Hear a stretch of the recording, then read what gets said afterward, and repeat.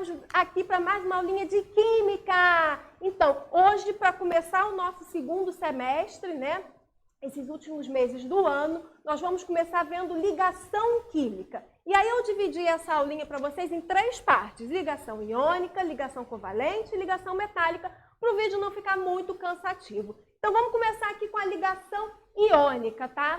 Antes da gente falar da ligação iônica em si, eu vou falar um pouquinho para vocês, de maneira geral, das ligações químicas, né?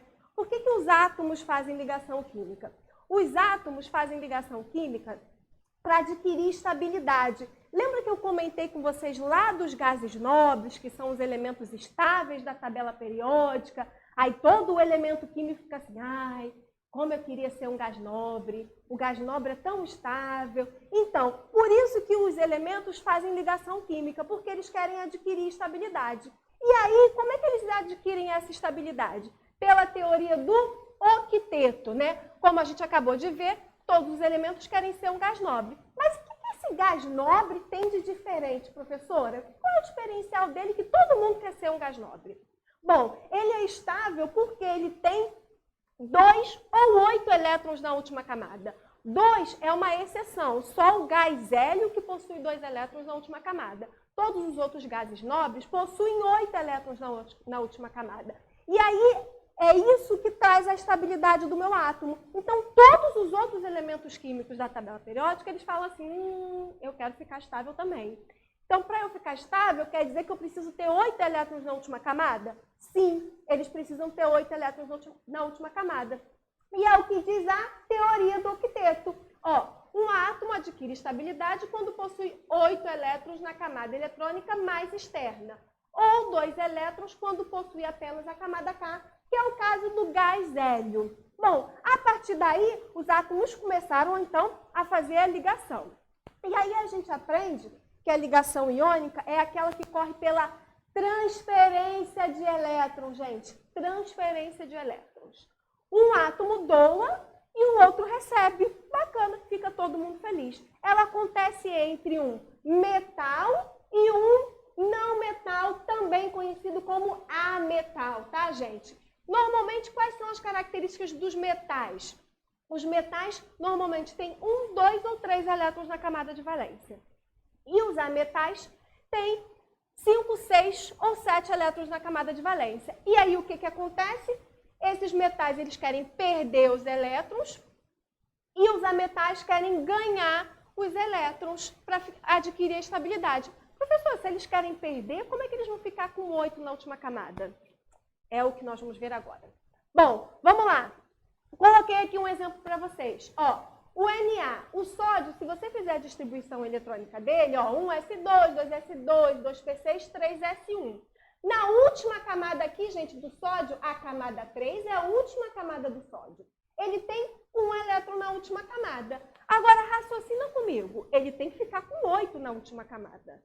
Só que ele só tem 1. Então, ou ele vai ter que ganhar 7, que é elétron pra caramba, né? 7 elétrons que ele vai ter que ganhar é muita coisa. Ou então, olha o que o sódio faz espertamente. Ele fala assim, gente, se eu perder aqui, esse elétron aqui, da minha última camada, essa camada vai deixar de existir. E aí a minha última camada vai ser essa aqui, a 2, que tem 8 elétrons. Bom, então é muito mais fácil eu perder esse elétron da última camada, porque a minha camada de trás tem o quê? Tem 8. Então é mais fácil ele perder 1 do que ter que ganhar 7. E é o que ele faz. Por isso que a ligação iônica, ela ocorre pela transferência de elétrons. Um elemento perde, porque na camada de trás ele tem 8, e aí ele adquire a estabilidade. E o outro elemento ganha esse elétron, que é o caso do cloro, tá, gente? O cloro aqui, ele tem 7 elétrons na última camada. Olha só, S2P5, 2 com 5, 7 elétrons na última camada. Só falta 1 elétron para ele ficar estável. Então, o que ele faz? Ele ganha esse elétron, certo? E aí se dá a ligação iônica. Bom, a ligação iônica ocorre exatamente assim, gente. Coloquei aqui para vocês o desenhozinho da forma estrutural. Ó. Eu tenho Na com 1 elétron na última camada. Eu represento esse pontinho, é o elétron na última camada. coloco aqui o Cl. São 7 pontinhos que representam os 7 elétrons na última camada. E aí, esse Na vai doar esse elétron para o Cl. E aí, eu vou formar o meu NaCl aqui, ó, a fórmula molecular. Essa daqui, gente, é a fórmula estrutural eletrônica, também conhecida como fórmula de Lewis. Aquela ali é a fórmula molecular, tá bom? Na aula, eu vou mostrar para vocês, no quadro, né, que fica mais fácil, a fórmula estrutural normal, sem ser eletrônica. Bom, coloquei mais um exemplo aqui para vocês.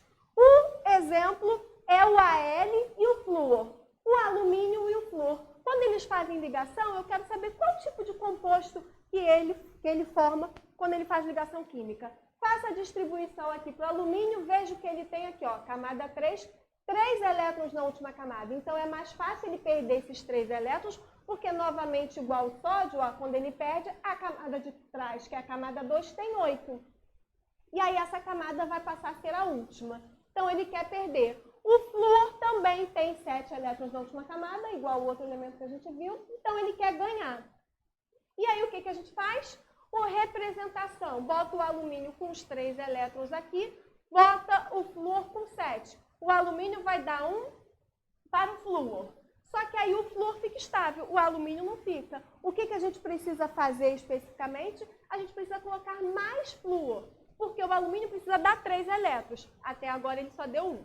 Então, ele vai dar outro elétron para outro flúor. Ele continua não adquirindo a estabilidade, porque ele precisa doar 3. Para isso, eu coloquei o último flúor aqui, e aí ele deu esse último elétron para o flúor. E aí eu formei o AlF3. É o composto formado pelo alumínio e pelo flúor quando eles fazem ligação iônica. Que a ligação iônica é pela transferência de elétrons. Bom, agora eu vou ensinar vocês um macetezinho, a regra do X. A regra do X é para a gente facilitar o entendimento de como é que a gente vai fazer esse tipo de ligação entre os átomos, como é que ela acontece entre si. Bom, toda vez que eu tenho dois íons, um cátion e um ânion, ou seja, o cátion é aquele que perde elétrons e o ânion é aquele que ganha elétrons, eu consigo saber qual é o composto que eles vão formar sem fazer a fórmula estrutural eletrônica. Facilita muito a vida a regra do X. Como é que a gente faz? A gente pega o cátion, certo? E o ânion, tá vendo? Peguei o A mais X e o B menos Y. A gente faz a regra do X. Esse número desce para cá, esse número aqui desce para cá e eu formo o meu composto. Fiz aqui alguns exemplos para vocês, ó, para eu saber qual é o composto formado pelo cálcio e pelo bromo. Peguei o cálcio mais 2 com o bromo menos, fiz a regra, ó, do X e achei que o composto formado é o CaBr2. Não precisei fazer a fórmula estrutural eletrônica. Não é muito mais fácil, gente? Muito mais fácil. Bom, o Mg e o nitrogênio, fiz a mesma coisa. O cátion Mg mais 2, o nitrogênio menos 3, faz a regra do X e eu formo o meu composto Mg3N2. Sem precisar fazer aquela estrutura. Ah, bota os elétrons, um dá para esse, o outro dá para outro, o outro nitrogênio. Fazer aquela confusão de estrutura. É claro que você precisa saber a estrutura, né, gente? Precisa saber. Mas você pode facilitar a sua vida já fazendo a regra do X. Para finalizar a nossa aulinha de hoje, as características dos compostos iônicos. Bom, o que são os compostos iônicos? Aqueles que fazem ligação iônica. Então, os compostos iônicos, normalmente, eles são solúveis em água, eles conduzem corrente elétrica no estado líquido e aquoso, eles têm altos pontos de fusão e ebulição, e, normalmente, eles são cristalinos, duros e quebradiços em temperatura e pressão ambiente. Essas são as características dos compostos iônicos. Quando você coloca lá na prova um composto, você precisa saber que característica ele tem. Se ele faz ligação iônica, ele vai ter todas essas. Se ele faz ligação covalente, ele vai ter outras características que vão ser faladas na aula da ligação covalente. Tá bom, meus amores? Então, olha, por hoje é só. Vamos para a próxima aula, a ligação covalente, tá bom? Então, beijo!